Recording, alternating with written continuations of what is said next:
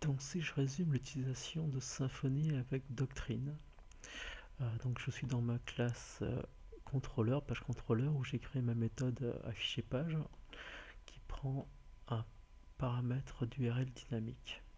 Ce paramètre, je vais le récupérer ici en paramètre de ma méthode. Et en plus, je peux demander à Symfony de me fournir des paramètres supplémentaires. Donc le paramètre que je vais utiliser pour utiliser Doctrine, c'est une classe page repository et donc que Symfony va me fournir sous la forme d'un objet de cette classe. Et donc là, une fois que je vais avoir cet objet là, je vais pouvoir utiliser une méthode qui s'appelle findOneBy.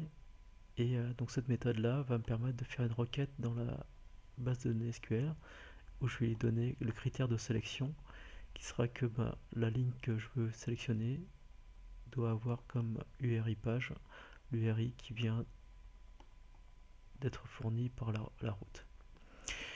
Et donc Symfony va me construire un objet de la classe page qui va stocker toutes ces informations là.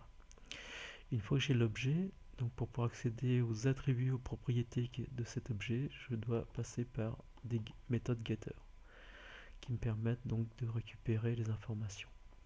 Et enfin, donc une fois que j'ai ces informations, je peux les utiliser pour construire le code HTML qui sera envoyé au navigateur. Et donc ces deux éléments, la classe page repository et la classe page, je vais pouvoir les créer grâce à un générateur de code. Grâce à cette ligne de commande là, php espace bin slash console make entity page, et donc il me crée directement les deux classes.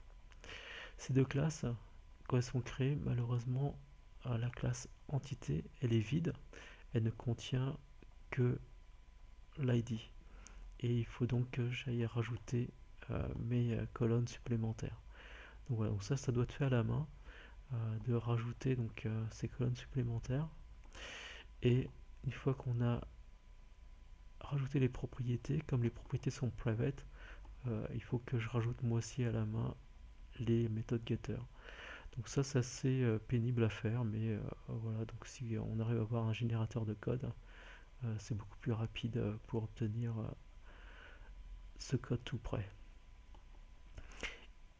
Et donc ça va être assez pratique, voilà, de manière à pouvoir récupérer donc les informations directement grâce à une méthode findOneBy, et donc je n'ai pas eu du tout à écrire de requête SQL.